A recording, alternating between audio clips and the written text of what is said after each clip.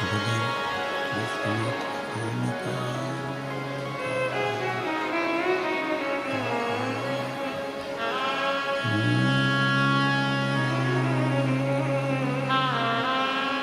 नमः शिवाय।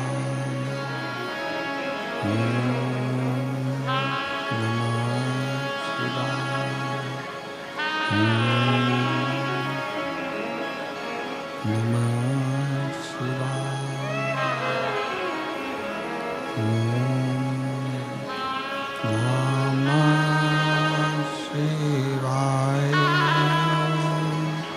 नमः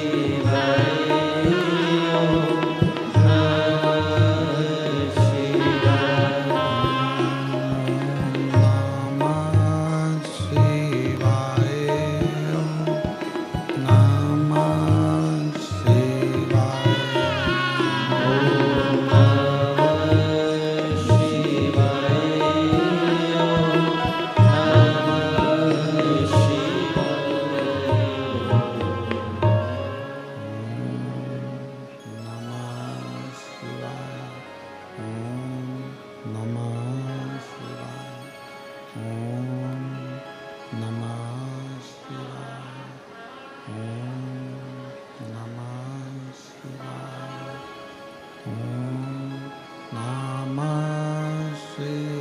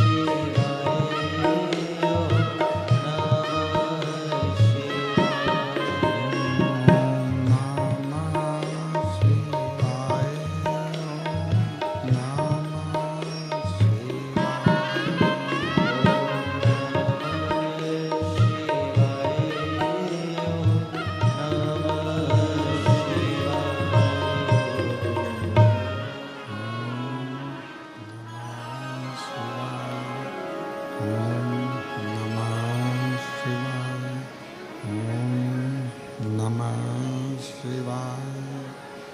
विश्वनाथ भगवान की जय। महाकालेश्वर भगवान की जय। ओंकारेश्वर भगवान की जय। कुबेरेश्वर महादेव की जय।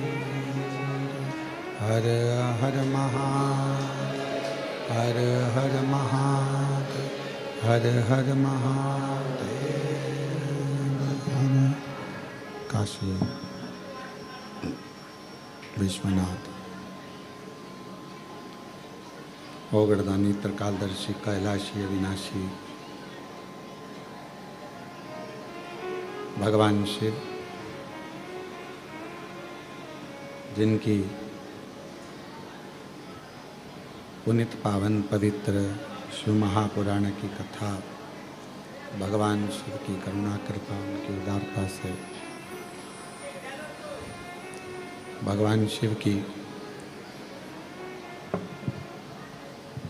परम कृपा परम उदारता परम दया से बाबा कुबेरेश्वर धाम की पवित्र भूमि से ऑनलाइन शिव महापुराण की कथा, बाहर की आवाज़ खोलो, शिव महापुराण की कथा श्रवण करने का सौभाग्य बाबा देवादिदेव महादेव की करुणा से ये पवित्र पावन बाबा कुबेरेश्वर कुबेर भंडारी की भूमि, जहाँ 5 दिवसीय ऑनलाइन शिव महापुराण की कथा श्रवण करने का सौभाग्य प्राप्त हुआ है।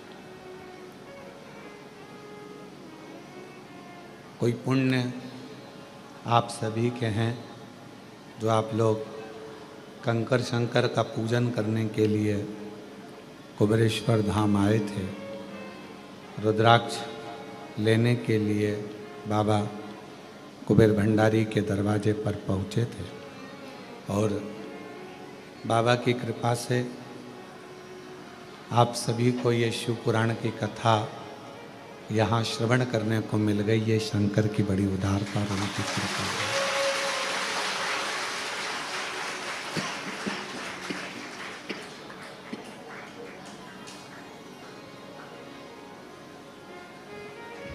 कहीं ना कहीं बाबा को जब करुणा करना होती है, कृपा करना होती है, तो ऐसे ही कृपा करता है। यजमान परिवार जिन्होंने आज व्यासपीठ का पूजन करा भाग्यशाली हैं, जो बाबा देवादिदेव महादेव के धाम पर आकर आपको आज का यजमान बनने का सौभाग्य प्राप्त हुआ। कहीं पूर्व जन्म का कोई पुण्य आपका प्रकट हुआ है।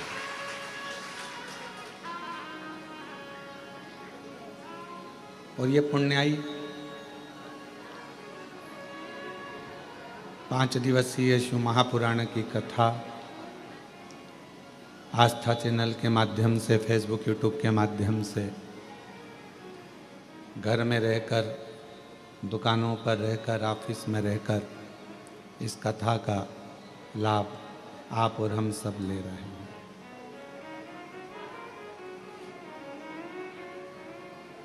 एक बहुत पुराना हमने सुना था कि चूल्हे के अंदर यदि एक छोटी सी भी चिंगारी रह जाती है, हवा लगते ही वो अग्नि हो जाती है।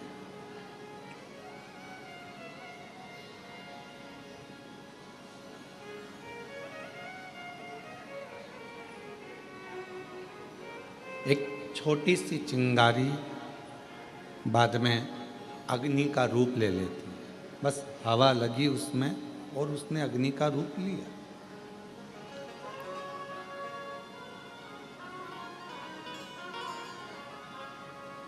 जैसे भट्टी में, चूल्हे में एक छोटी सी अग्नि रखी रहती है जिससे वो कभी भी प्रज्वलित कर ली जाए,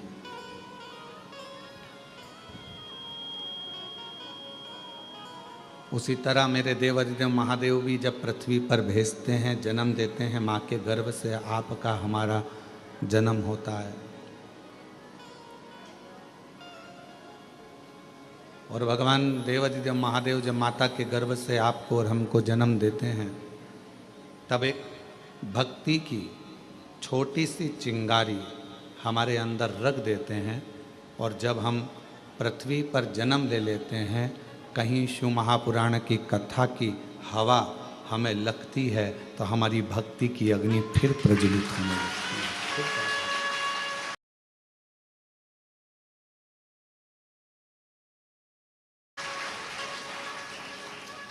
और वो भक्ति की जो अग्नि है वो पापों को समाप्त करने के लिए, तृष्णा को, वासना को, अहंकार को समाप्त करने के लिए होती है।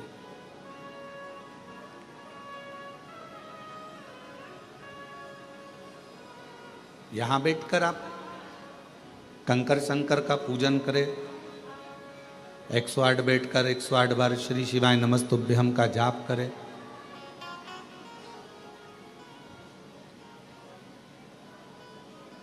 बीच बीच में जलवृष्टि भी होती रही, भजन करते रहे, स्मरण करते रहे, नाम जाप करते रहे, और फिर साथ में भगवान शंकर की कृपा से, करुणा से, उनकी उदारता से ये शिव महापुराण की कथा श्रवण करने को मिल गई।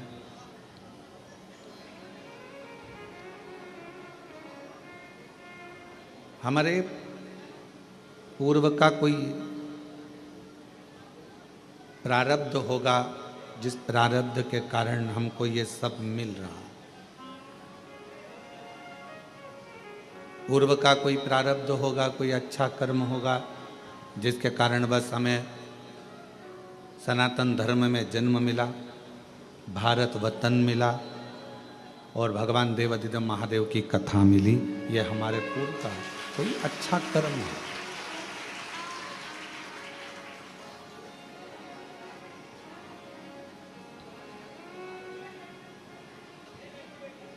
दुनिया में कोई सा भी ऐसा धर्म नहीं है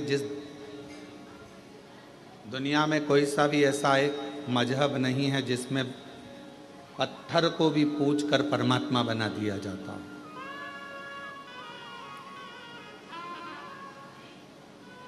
भारत की भूमि पर केवल एक सनातन धर्म ऐसा है, हिंदू धर्म ऐसा है जो एक पत्थर को भी पूज कर परमात्मा बना देते हैं और परमात्मा की आराधना कर रहे हैं।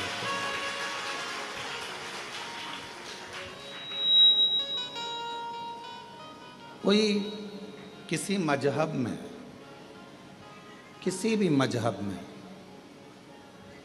परमात्मा की पूजन कर कर, एक कंकर की पूजन कर कर, एक पाषाण की पूजन कर कर उसमें परमात्मा कैसे देखें?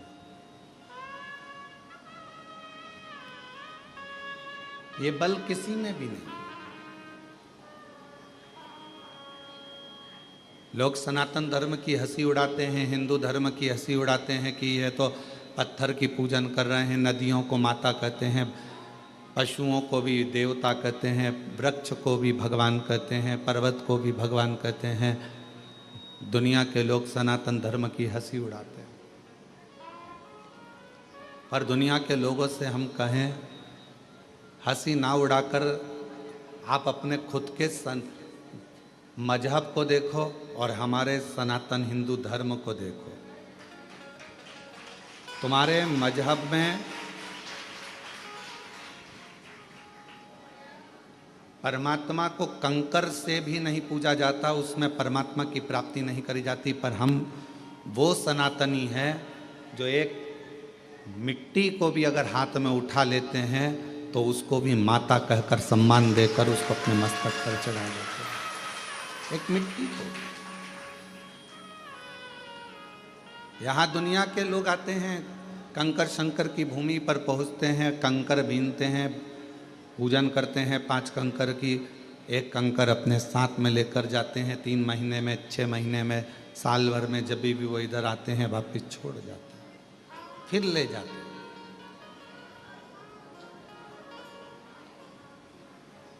उसमें कोई आपका जो विश्वास है, आपका जो भरोसा है, आपकी जो दृढ़ता है, उस कंकर में शंकर को ढूंढने का प्रयास करते हैं।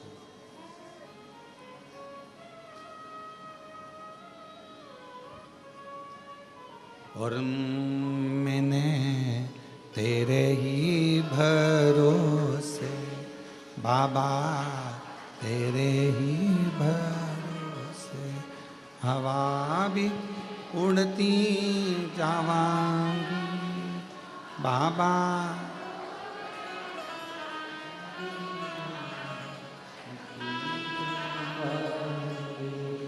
भोले मैं तेरी शंभो मैं तेरी हवा बिच उड़ती जावांगी बाबा डोर हत्तो छड़ी नाम कटी जा भोले मैं तेरी शंभो मैं तेरी। एक भक्ति की चिंगारी हमारे भीतर है और वह भक्ति की चिंगारी ही हमें परमात्मा से मिलाती है। सब शिव महापुराण को नहीं सुनते, सब शंकर जी के मंदिर नहीं जाते, सब कुबेरेश्वर धाम नहीं आते। कौन शिव महापुराण की कथा सुन रहा है, कौन शंकर जी के मंदिर जा रहा है, कौन कुबेरेश्वर धाम जा रहा है, कौन उज्जैनी, कौन विश्वनाथ जा रहा है, कौन गंगा को नहा रहा है, कौन आराधना कर रहा है, साधना कर रहा है। भगवान ने सबको अपने जिसके हृदय में भक्ति देकर परमात्मा ने भेजा और थोड़ी सी भी हवा उस भक्ति की चिंगारी पर पड़ी, परमात्मा ने उसको खींचकर कुबेरेश्वर धाम की धरा तक बुलाया। भगवान ने बुलाया और वो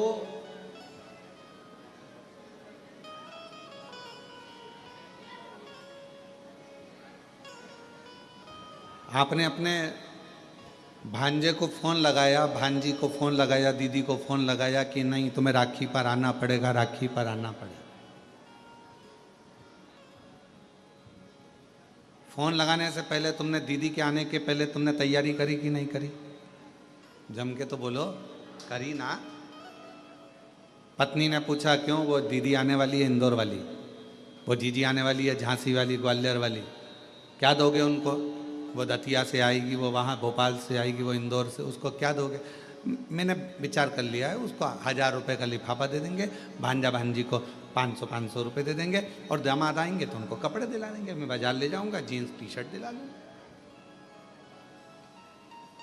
मैं उनको वस्त्र दिला दूँ।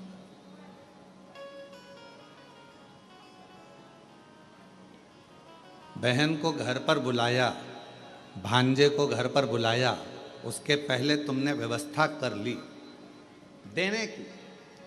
उसी तरह कुबेर भंडारी जिसको बुलाता है कुबेरेश्वर धाम पर, उसको देने की व्यवस्था पहले कर लेता है कि इसको मुझे क्या दे, मुझे क्या प्रदान करना है, मैं क्या दूंगा इसको, क्योंकि ये मेरे यहाँ आएगी और खाली अगर चली गई तो 10 जगह जाकर कहेगी हम तो कुबेरेश्वर धाम होकर आए थे, हम तो होकर आए, हमें बाबा ने दिया नहीं, हमको 3 महीने में वापिस जाना था, हमको दिया नहीं। उसके मन में भाव उत्पन्न हो।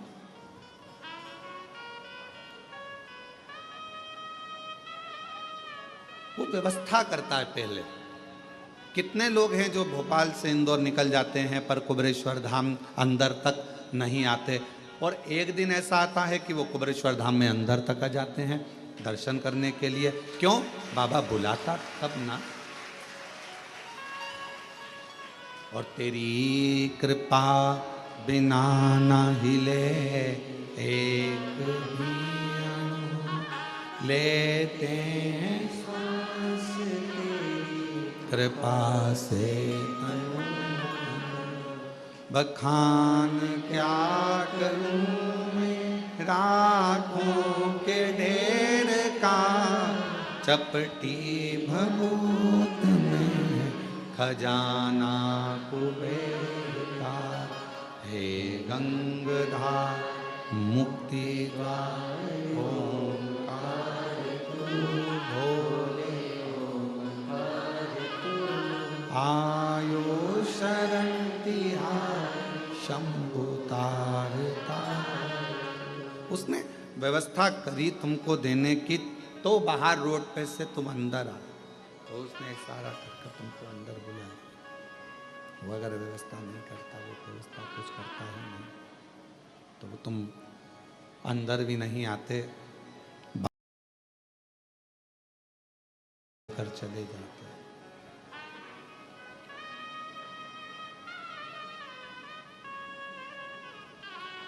जो आया पहुँचे, बाबा का दर्शन किया, जल चढ़ाया, 108 बार श्री शिवाय नमस्तुभ्यम कहा, कंकर शंकर पूजन करी, मंत्र जाप किया, नाम जाप किया, स्मरण किया, तो शिव त्रिकालदर्शी कैलाशी अविनाशी भगवान शंकर करुणा क्यों ना करें, कृपा क्यों ना करें।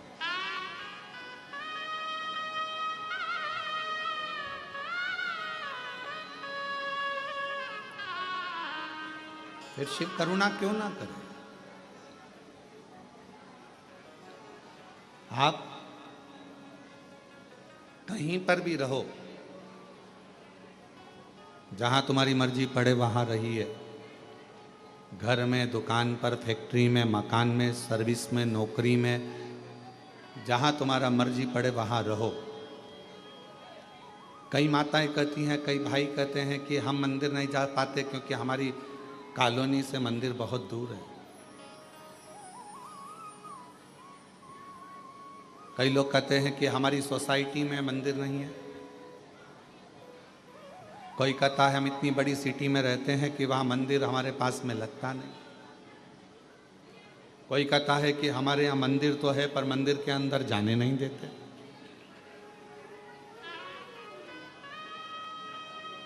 हम मंदिर के अंदर भी नहीं पहुँच पाते। कई लोग हैं और कई तरह की बाधाएं भी हैं मनुष्य के साथ। ऐसा नहीं है कि हमने आपसे कह दिया कि एक लोटा जल चढ़ाने जाओ। साउथ के कई मंदिर ऐसे हैं जिसमें प्रवेश नहीं मिलता, अंदर जाने नहीं देते।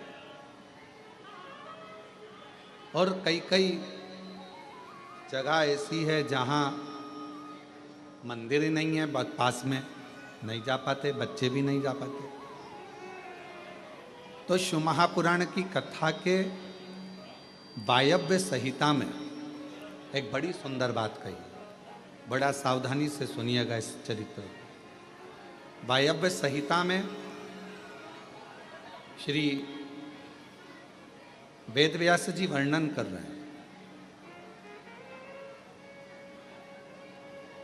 और वायव्य संहिता के अंतर्गत वेदव्यास जी कहते हैं कि अगर तुम मंदिर तक ना जा सको, तुम शिव पर एक लोटा जल चढ़ाने के लिए अपने नज़दीक के शिवालय में, देवालय में ना जा सकें, कोई मंदिर नज़दीक नहीं है, कोई शिवालय नज़दीक नहीं है, तो वायव्य संहिता में वेदव्यास जी कहते हैं कि अपने घर में यदि बेलपत्र का वृक्ष है, बेलपत्र का छोटा सा भी अगर पौधा है, तो उसमें थोड़ा भी जल आप प्रतिदिन चढ़ा रहे हो तो समझ लेना कि 12 ज्योतिर्लिंग में आप जल चढ़ा रहे हैं। 12 दिन। ये वायव्य संहिता कर। मान लो मंदिर नजदीक में नहीं है, बीमारी बहुत ज्यादा है, तकलीफ बहुत ज्यादा है, और कहा हमने कथा में सुना है कि जल चढ़ाने जाना चाहिए, तो वहां बेलपत्र का अपने गमले में एक छोटा सा पौधा लगा, छोटा सा पौधा, और छोटा सा पौधा लगाकर उस पौधे की परवरिश करो, जल चढ़ाओ। जब वो पौधा बड़ा हो जाए तो किसी बगीचे में जाकर, कहीं शिवालय में, देवालय में, कहीं पर एकांत में उस पौधे को लगा दो।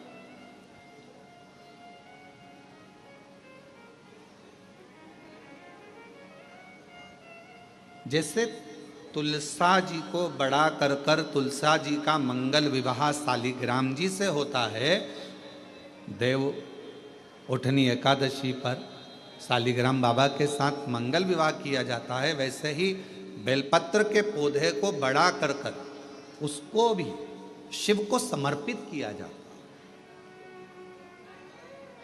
भगवान शंकर को समर्पित किया जाता है।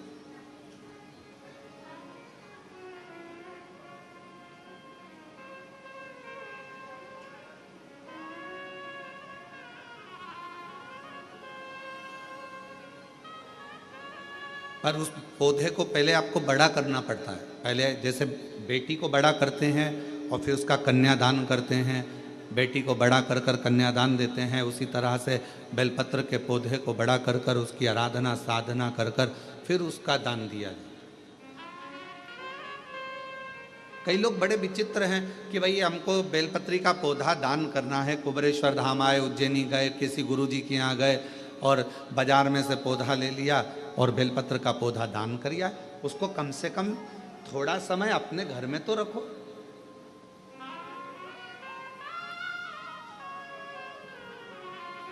गौदान का नियम मालूम है आपको? कितना लोग जानते हैं गौदान के नियम को? गौदान का नियम होता है, कई लोग बेटी के विवाह में गाय दान करते हैं, कई लोग कोई शांत हो जाता है तो 12वें में 13वें में गाय दान करते हैं ना, गौदान करते हैं। तो उसका नियम क्या है? गौदान का नियम होता है कि गाय को अगर दादा परदादा के लिए दान कर रहे हो, वो चले गए, शांत हो गए, उनके 12वें में, उनके 13वें में, उनके 1 महीने के बाद अगर आप दान कर रहे हो, 12वें 13वें में दे रहे हो, या कन्यादान बेटी का कर रहे हो, उसमें गौदान कर रहे हो, या तुम्हारा मन हुआ का गौदान करना है हमारे पूर्वजों, तो पहले उस गाय बछड़े को अपने घर में रखकर उसकी सेवा करना पड़ेगी 1 रात्रि 2 रात्रि, उसके बाद गौदान करो। पहले उसकी सेवा तो करो।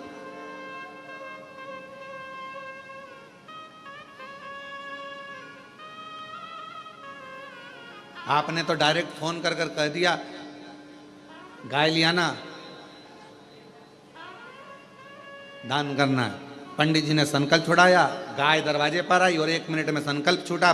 पंडित जी से कहा ले जाओ गाय, लेके जाओ जल्दी से, गाय बछड़ा लेकर जाओ। पंडित जी गाय बछड़ा लेकर चले, ढीले कम करो, गाय बछड़ा पंडित जी लेकर चले। ये श्रेष्ठता नहीं।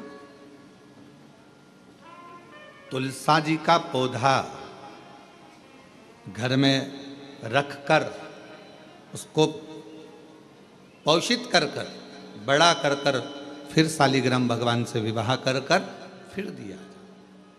बेलपत्र का पौधा पहले बड़ा कर कर अपने घर में थोड़ा सा, नहीं ज़्यादा रख सकते तो 8 दिन 7 दिन 5 दिन 15 दिन 20 दिन 1 महीना 2 महीना 4 महीना 6 महीना जितना आपका रख सकते हो रखकर फिर किसी जगह पर लगाएं। क्यों? क्या जरूरत है गुरुजी अपने घर में पौधे को रखकर फिर दान करना, अपने घर में पौधे को रखकर फिर कहीं लगवाना, अपने घर में पौधे को पहले परवरिश कर कर फिर कहीं उसको लगवाना? कारण क्या पड़ता है? कारण एक है, वायव्य संहिता शिव महापुराण की कहती है, अगर हमने किसी बेलपत्र के पौधे को अपने घर में रखकर 5 दिन 7 दिन 1 महीना 15 दिन 6 महीना उसको परवरिश करा तो हमारे घर का कितना भी नेगेटिवता, कितनी भी हमारे घर में कुछ भी गंदा हो रहा है, कुछ गलत हो रहा है, कोई गलत हो रहा है, कोई झूठ बोल रहा है, कोई पाप कर्म हो गया हमारे घर में, इस भूमि पर जिसमें हम रहते हैं उस घर में एनर्जी अगर नहीं है तो आपने उस पौधे को अपने घर में रखकर उसका परवरिश कर कर 15 दिन 7 दिन 1 महीना 2 महीना 6 महीना 8 महीना जितना तुम्हारा मन कर जाए, 1 दिन 2 दिन जितना मन कर, उसके बाद पौधे को कहीं लगवा। क्यों? वो हमारे घर का पूरा गलत जो भी विचार होंगे, गलत सोच, गलत विचार, गलत ऊर्जा वो पौधा ग्रहण कर लेता है। बेलपत्र का पौधा अपने अंदर उतार लेता है। बेलपत्र का, और बाद में फिर वो बेलपत्र के पौधे को हम ले जाकर कहीं रोपित कर देते हैं तो उसकी ऊर्जा हमारे घर पर हमेशा रहती है, हमेशा।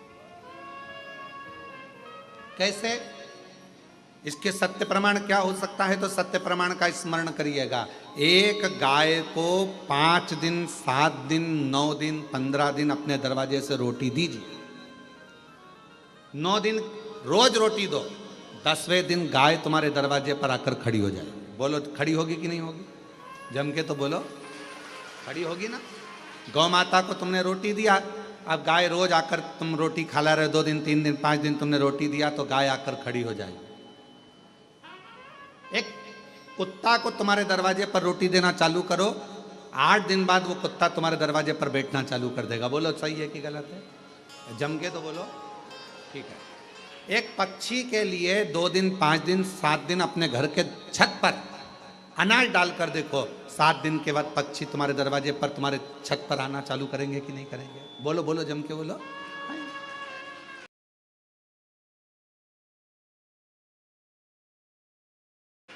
पक्षी आ रहे हैं, गाय आ रही है, कुत्ता आ रहा है, किसी को दे रहे हो आप तो वो आ रहा है। उसी तरह जब हम हमारे घर में एक बेलपत्र के पौधे को बड़ा करते हैं और बड़ा करने के बाद उस बेलपत्र के पौधे को तुम कहीं पर भी, इंदौर में रहते हो, सीहोर में आकर तुमने लगा दिया, खरगोन में रहते हो, बरहानपुर में जाकर लगा दिया, ग्वालियर में, तुम्हारा मन पड़े तुम अपने घर के आसपास में भी कहीं पर भी उस पौधे को, तुम रहते यहाँ हो 200 मीटर की दूरी पर, 500 मीटर की दूरी पर, 5 किलोमीटर पर, 10 किलोमीटर, कहीं पर भी जाकर उस पौधे को लगा दो।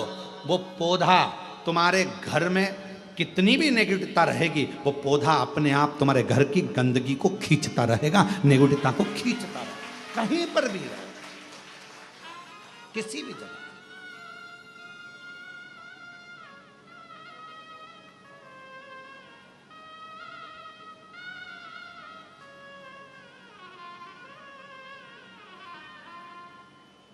उस ऊर्जा को वो पौधा अपने पास की ऊर्जा को देता रहता है, देता रहता है। और सरल भाषा में समझो, वायव्य संहिता को, व्यास जी महाराज द्वारा रचित शिव महापुराण की वायव्य संहिता, और सरल भाषा में समझो, बेटी को शादी कर दिया, बेटी चली गई अमेरिका, ठीक है, अमेरिका में जाने के बाद, अमेरिका में पहुंचने के बाद बेटी को तुम्हारी याद आ रही कि नहीं आ रही है? जम के बोलो जरा। आ रही। तुम्हें बेटी की याद आ रही कि नहीं आ रही है? आ रही। याद आ गई तो वो कभी ना कभी तो तुमसे फ़ोन पर बात करेगी, मम्मी कैसी हो, मैं पहुंच गई हूँ, अच्छे से हूँ, अभी कितनी बज रही है तुम्हारे इंडिया में, हमारे यहाँ तो ये टाइम हो रहा है। बेटी से बात करो उसकी, अर्थात वो अपनी ऊर्जा से तुम्हारी ऊर्जा की ओर अग्रणी। अपने घर में रखे हुए बेलपत्र के पौधे को अपन ने जो पाला है, जो अपने पौधे को पोषित किया है, बड़ा किया है, 6 महीना, 2 महीना, 15 दिन, 1 दिन, 8 दिन, जितना भी तुम रखे हो, उसके बाद तुम कहीं पर भी जाकर लगाओगे, तुम्हारे घर का जो गंदगी होगी, जो दुख होगा, जो तकलीफ होगी, वो पौधा उसको खींचते चले जाएगा और अपनी ऊर्जा देता चला, अपनी ऊर्जा। एक बेलपत्र में कितना बल है, कितना, एक बेलपत्र की ऊर्जा में कितना बल है। एक पत्र है, अच्छा है, देखिए,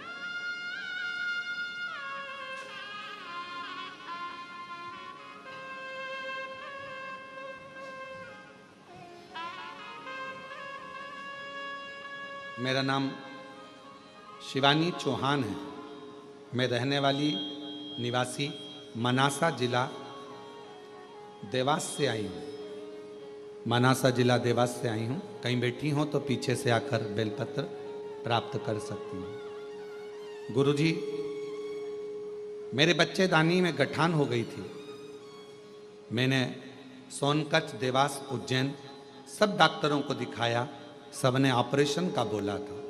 फिर मैंने शिवजी पर चढ़ा हुआ जल और बेलपत्र को खाना, डीले कम करो डीले, बेलपत्र खाना शुरू किया। शिवजी पर चढ़ा हुआ जल और बेलपत्र खाना शुरू किया। फिर मैं 5 दिन के बाद डॉक्टर को बताने गई तो उन्होंने बताया कि गठान गल चुकी है, ऑपरेशन की कोई जरूरत नहीं है। ये पत्र, ऑपरेशन की कोई जरूरत नहीं, गठान गल गई।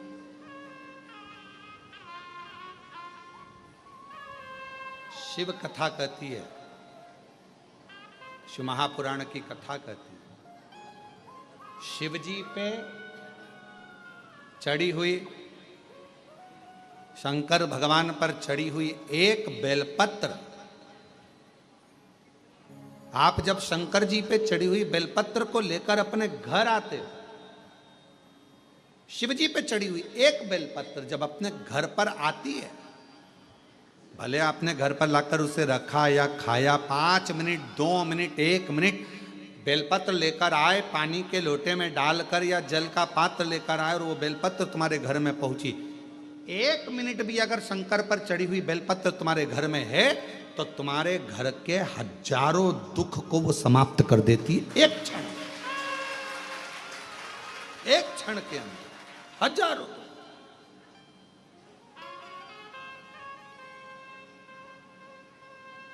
एक पत्र और है, देखिए, अच्छा है, बहुत अच्छा।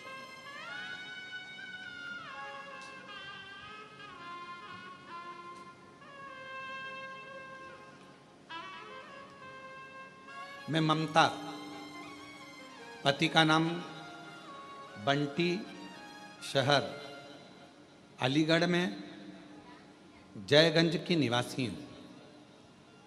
मेरा नाम ममता, पति का नाम बंटी, शहर अलीगढ़, मैं जयगंज की निवासी हूँ। कहीं बैठी हो तो पीछे से आकर एक बेलपत्र ले सकती हूँ। 1 लोटे जल का मैं क्या बखान करूँ। मेरे 5-5 महीने में बच्चे खराब हो जाते थे, गिर जाते थे। डॉक्टर ने कह दिया था कि मेरी बच्चादानी में कोई समस्या है, जिसकी वजह से मेरे बच्चे 3 से 5 महीने के अंदर मर जाते हैं, जिससे मैं और मेरे पति पूर्ण रूप से टूट गए। हमारी सब उम्मीदें खत्म हो गई। क्यों? क्योंकि डॉक्टर ने कह दिया था कि संतान सुख नहीं हो सकती। तभी मेरी एक सहेली, एक पड़ोसी ने पशुपति नाथ व्रत और आपकी कथा के बारे में बताया, तो मैंने पशुपति नाथ का व्रत करना शुरू किया। कथा सुनना लगी आपकी, और मेरे पति 1 लोटा जल लेकर मंदिर जाने लगे। एक दिन कथा में आपने आंकड़े की जड़ का प्रयोग बताया। बाबा की कृपा से 3 महीने भी नहीं हुए थे कि मेरा फिर गर्भ ठहर गया, लेकिन गर्भ 4थे महीने में आते से ही पहले जैसी परेशानी आने लगी। डॉक्टर ने कहा कि तुम्हारी बच्चादानी फिर बेकार हो रही है, इसमें टांके लगाना पड़ेंगे। तब हमने कहा, घबरा गए, डर गए, कहा ठीक है सर, हम 2 दिन के बाद में फिर हम शिव जी के मंदिर जाते। बेलपत्र लाकर खाना प्रारंभ करा, श्रीफल वाला नारियल वाला प्रयोग करा, और फिर वापस हम डॉक्टर के पास जब अल्ट्रासाउंड कराने के लिए गए तो डॉक्टर ने कह दिया कि अब तुम्हें टांके की ज़रूरत नहीं है, और बाबा ने चाहा तो तुम्हें बच्चा अच्छा हो जाएगा। मैं फिर वापस धीरे धीरे तकलीफ बढ़ने लगी। डॉक्टर के हिसाब से लगा कि बच्चा पूरा नहीं होगा। घबरा गए। तब फिर बाबा की बेलपत्र लाते, अपने पास में रख लेते। ना जाने उस बेलपत्र में ऐसा क्या कि बेलपत्र को लाते से ही दुख कटना प्रारंभ हो गया, और बाबा की कृपा से डॉक्टर भी सोच में पड़ गए। 5 जनवरी 2024 को मुझे पुत्र रत्न की प्राप्ति हुई, जो पूर्ण रूप से स्वस्थ है। ये एक बेलपत्र के अंदर, एक बेलपत्र के बल कितना आ जाए।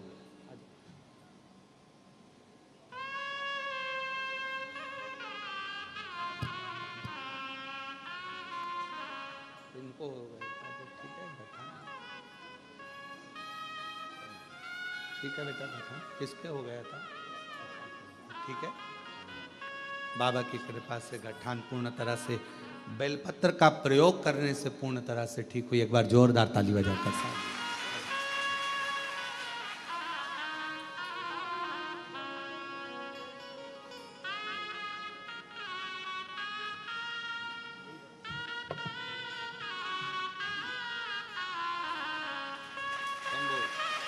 एक बार जोरदार ताली बजाकर।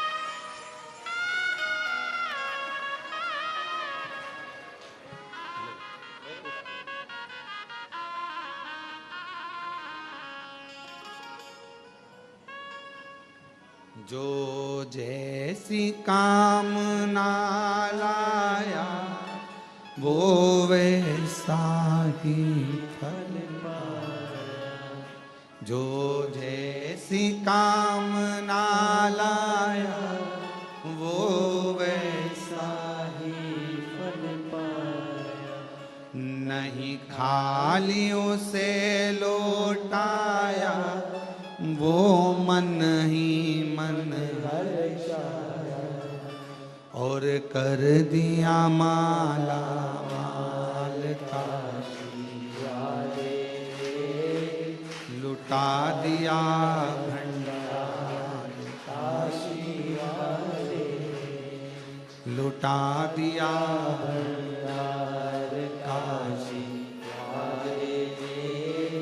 कर दिया माला। वो शिव है, वो शंकर, वो ओगड़ी, वो दयालु, वो दाता।